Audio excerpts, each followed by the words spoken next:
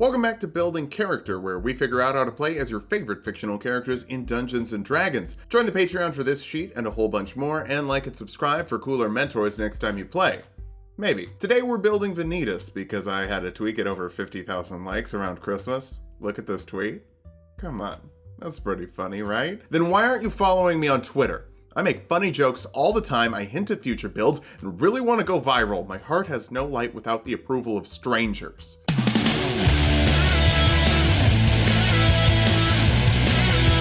Let's start off with our goals for this build. First, we need darkness. You have no parents, you're just darkness in a people shape. I love when Sorcerer tries to convert Vanitas at the end of Kingdom Hearts 3, like, you don't have to be bad. He's literally just evil in a sausage casing. He's Frosty the Snowman if a bunch of kids rolled up hatred instead of snow. Next, we need to spread that hatred around, making little buddies to help us fight the good guys when we don't really feel like it. Turns out having no redeemable qualities makes you kind of lazy. Finally, we'll teleport around. I don't know exactly what Xehanort's criteria is for the Organization 13 Club, but I think it's probably, hey, can you teleport a whole dang bunch?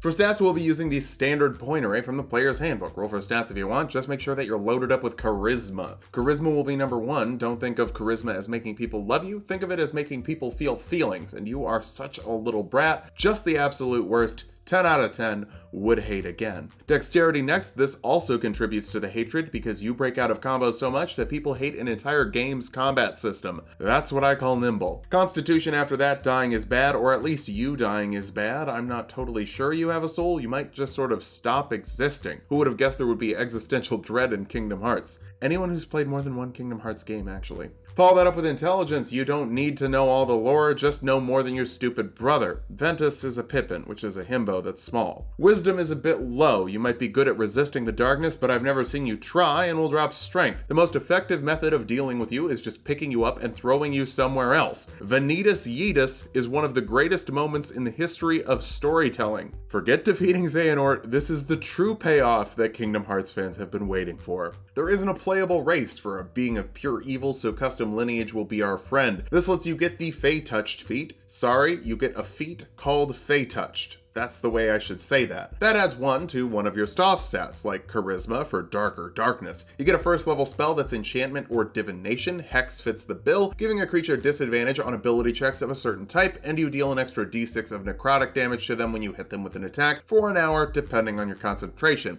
If you murder them fast, you can transfer it to another creature with a bonus action. Try for the Wayfinder hat trick. That's when you kill all 3 members of the Wayfinder trio with a single casting of Hex. You can also use Misty Step, a second level spell that lets you teleport 30 feet as a bonus action. For now, you can only cast these spells once per long rest, but when you have spell slots later, you can use those instead. Bump your charisma with your 2 free points, which means that you'll have 18 charisma at level 1, which is pretty amazing. Grab stealth for your skill of choice, and acrobatics and deception for your background. Even though you were kind of born yesterday, maybe you shouldn't have a background. We'll kick things off as a warlock. You wouldn't exist without your dark papa. Make sure to send him a card on Father's Day. This will give you 2 skills from the warlock list, like intimidation and arcana, to say lore, but in a scary way. Your patron is an old man obsessed with magical swords, so Hexblade seems like a fitting pact, making you a Hex Warrior. That lets you take a weapon that should use strength or dexterity, and instead you can use your charisma for the attack and damage rolls. It basically lets you do the Gish thing without being mad, multi-ability dependent. Vanitas never seems angry, more like annoyed that he has to do things. You also get Hexblade's Curse, letting you pick a target you really want to murder. Adding your proficiency bonus to your damage rolls, you can critically hit them on a 19 or a 20, and heal your charisma modifier plus your warlock level after you turn them into darkness. Since a critical hit doubles all your damage die, that pairs really well with Hex if you're fighting someone one-on-one. Obviously, that's why you're fighting the trio one at a time,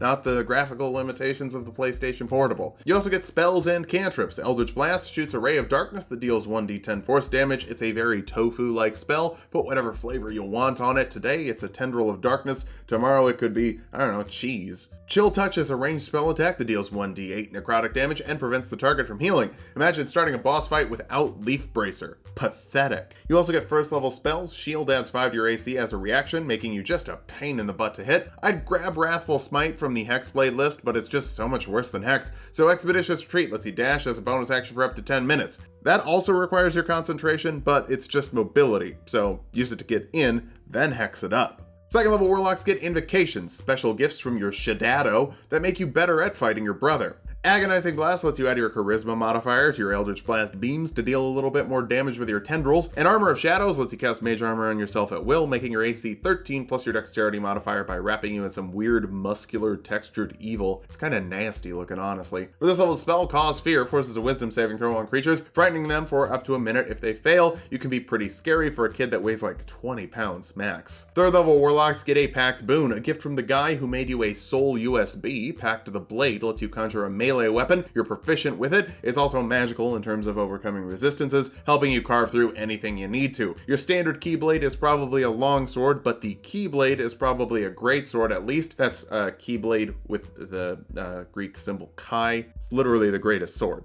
You know, should be a great sword. If you want another sword that deals a little more damage, Shadow Blade lets you conjure a sword that deals 2d8 psychic damage and has advantage on attack rolls in dim or dark light, though I'm not totally sure how in character it would be for you to hang out in the darkness. You got this special sword for up to a minute, but it's not going to take you that long to cut down your enemies. Small issue, you can't use your Hex Warrior or Pact Weapon features with this, which is kind of weird because it's from a spell. You would think that it would work with your spellcasting modifier, but no, it doesn't. Fourth level Warlocks can cap off that spellcasting modifier though. With an ability score improvement, it really helps to get this build going quickly. Almost like you were just made evil and ready to mess stuff up. For this level spell, Ray of Enfeeblement is a ranged spell attack that halves the damage a creature does with strength-based attacks for up to a minute depending on your concentration, though they can make a Constitution saving throw to resist. Terra seems to be pretty focused on the heavy hitting. This will cut him down to size before he can cut you down to size. Fifth level Warlocks get another Invocation. Thirsting Blade lets you attack twice with your Pact Weapon instead of once when you take the attack action, at this point making you a full martial fighter and full spellcaster. Hexblade,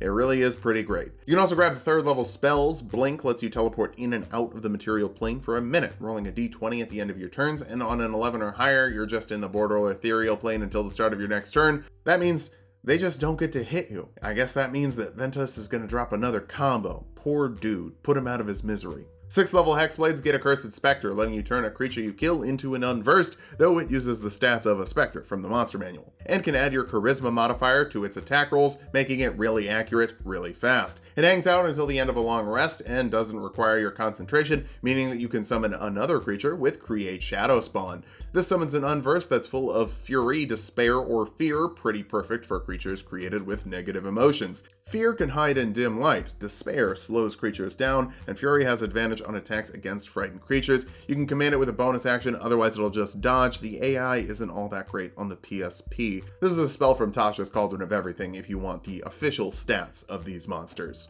7th level Warlocks can grab another Invocation. Improved Pact Weapon makes your Keyblade a little better with +1 to attack and damage rolls, and you can make it a short bow, longbow, light crossbow, or heavy crossbow in case you want to rata some tata, though you seem more likely to pooch the Yenna, you know what I mean? You can also learn 4th level spells like Dimension Door, opening up a corridor of darkness so you can teleport 500 feet as an action, and even bring another Nort with you, like Flower Death or Kenny the Card Lad. 8th level Warlocks get another ability score improvement. Might as well get the dexterity up in case you want to use Shadow Blade for one big hit instead of two smaller ones. It'll also help with your AC, so there's a few good reasons to take it. Mirror Image is a 2nd level spell that creates 3 illusory duplicates that can take hits for you. Roll a d20 when someone tries to hit you. If you've got 3, they miss with a 6 or higher. If you've got 2, they miss with an 8 or higher. And if you only have 1, they miss with an 11 or higher. This and Blink don't require concentration, so you can pair them together and just be an absolute pain in the butt.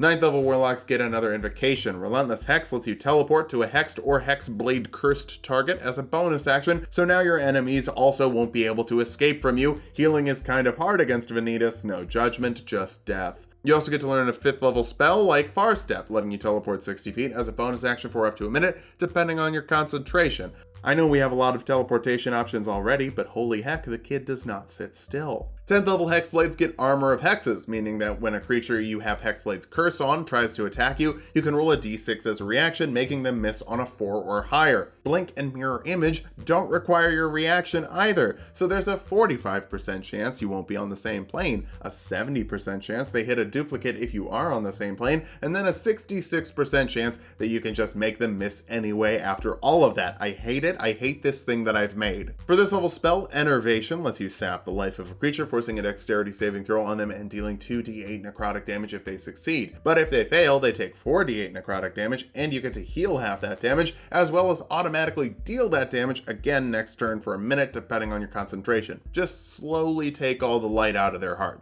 You won't keep it. It's sort of like robbing someone's house to set their stuff on fire. It's just needlessly mean. We're gonna bounce over to Sorcerer now because we don't have dark vision. That's weird. First level Shadow Sorcerers get Eyes of the Dark, giving you 120 feet of dark vision so you can hang out in the realm of darkness without eye strain.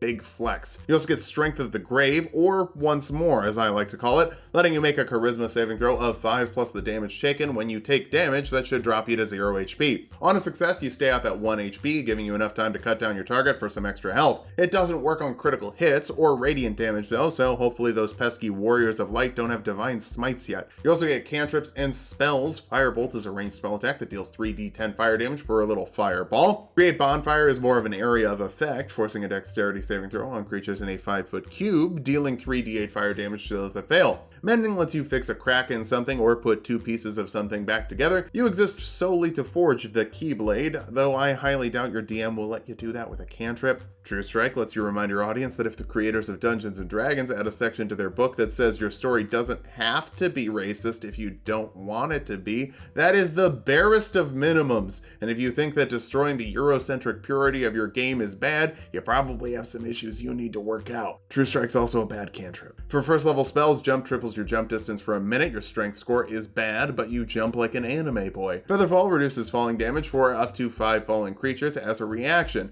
Marluxia, Luxord, Vexen, Xenog, and Tuxtus will all be okay. I made 2 of those up. Bonus points if you can give me their somebody names. Multiclassing with Warlock isn't that scary. Just know that your Warlock slots come back on short rests and your Sorcerer slots come back on long rests. You can cast either spell with either slot. Second level Sorcerers get a Font of Magic with sorcery points you can use to recover spell slots. You can also turn spells into sorcery points, so lots of Warlock Sorcerer casters like to burn the Warlock slots into sorcery points. There's some funky stuff we can do at that next level. For now though, grab Magic Missile, letting you shoot off 3 homing darts of darkness to deal 1d4 plus 1 force damage each. You should be pretty accurate with your Eldritch Blasts, but if someone's giving you a lot of trouble, this isn't a bad option. Third level Sorcerers get Meta Magic, letting you augment your spells with sorcery points. Quicken Spell lets you cast a spell as a bonus action that normally takes an action to cast. If you Hex, and Hexblades curse a target, that means you can use 2 Eldritch Blasts to deal 6d10 plus 60 force damage plus 6d6 necrotic damage with doubled critical hit chance. That's a lot of darkness. Empowered Spell lets you reroll damage die equal to your charisma modifier, making sure you get the most out of your darkness. For different ways to use your darkness, what about the Darkness spell that will create a 15-foot radius of darkness that normal dark vision can't see through? You get it for free as a Shadow Sorcerer and can cast it with 2 key points. Even better, casting it that way lets you see through that darkness as well. Normally that's kind of an issue with the spell. For this level spell of your choice, Scorching Ray lets you shoot out 3 fireballs that deal 2d6 fire damage each. Fire them at one target or multiple, up to you. Generally though, you fight one person at a time, so I just say burn someone up. 4th level Sorcerers get another ability score improvement. More dexterity will make you harder to hit. Let's keep going with that. For this level spell, Agonizer's Scorcher creates a 30-foot line of fire that forces a dexterity saving throw on creatures inside, dealing 3d8 fire damage to those that fail, half as much to those that succeed. Good luck getting them to stand in a line though. Back over to Warlock now. 11th level Warlocks can cast a 6th level Mystic Arcanum spell, which is just a 6th level spell that you can cast only once per long rest. Tasha's Otherworldly Guise lets you make yourself into an otherworldly guy, giving you +2 AC, 40 feet of flying speed, immunity to fire and poison, or radiant and necrotic damage, and immunity to the poisoned or charmed condition, your choice. It lasts for a minute depending on your concentration. Can you imagine fighting the Warriors of Light with immunity to radiant damage? That sounds really easy. 12th level Warlocks get another ability score improvement so you can cap off your dexterity modifier for 18 AC with Mage Armor, 20 with Otherworldly Guise, and 25 with a shield reaction on top of Mirror Image and Blink. Just don't get hit. Tell your DM, hey, I see you were trying to hit me, but you can't. Do something else with the monster. You also get another invocation. Life Drinker adds your charisma modifier and necrotic damage to your packed weapon attacks, but again. So against a hexbladed target, that's a +15 damage modifier to every hit. 13th level Warlocks get a 7th level Arcanum spell. Plane Shift lets you go to another plane with 8 other Norts, or you can send someone to the Shadow Realm after a melee spell attack and a failed Charisma saving throw on their end. If a blue bear throws you through a dimensional rift, then throws that dimensional rift into another dimensional rift, and then that rift into a third rift, and then puts the third rift into a wood chipper, this will let you get back for the finale. For 14th level Hexblades are Masters of Hexes, letting you move your Hexblade's curse to another creature after you kill the first one as long as they're within 30 feet of you. Wayfinder hat trick, Wayfinder hat trick, Wayfinder hat trick! 15th level Warlocks get another 8th level Arcanum slot. Maddening Darkness is like a bigger version of Darkness, filling a 60-foot radius with darkness that Dark Vision can't see through, but also forces a Wisdom saving throw on creatures inside, dealing 8d8 psychic damage to those that fail, half as much to those that succeed, and they have to re-roll that and take the damage every round they're trapped inside. True Tulok fans will remember my review of this spell from the Davy Chappy Wizard spell guide, and you'll remember that I pointed out an issue where you can't see in your own darkness kinda makes it a little bad. Well, that's just for wizards, because warlocks can get Devil's Sight for 120 feet of perfect dark vision, which sees through magical darkness as well. The Shadow Eyes ability only works with the darkness cast with sorcery points, so this is how you extend it to the spell slot cast of darkness or maddening darkness. Imagine making an arena where only you can see.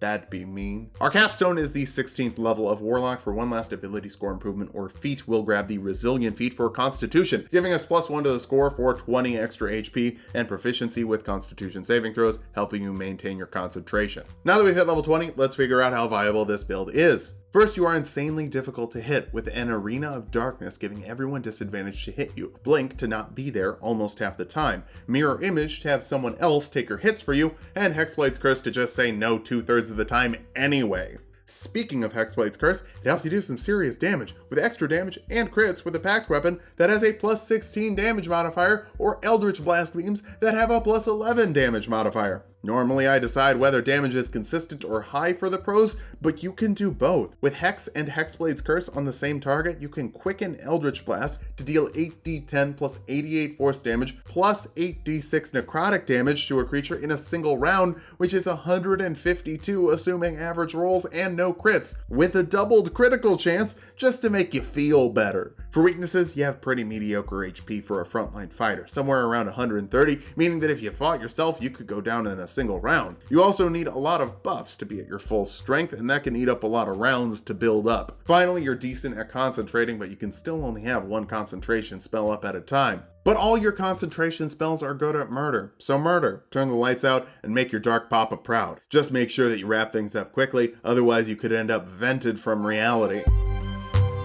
Thanks for watching. If you like the video, subscribe for more. We make 2 videos every week. Follow me on Twitter. If you make a tweet go viral, I'll feel obligated to make a video about it. And hey, sub to Tulok and Mango. We've got a full Kingdom Hearts 1 Let's Play over there.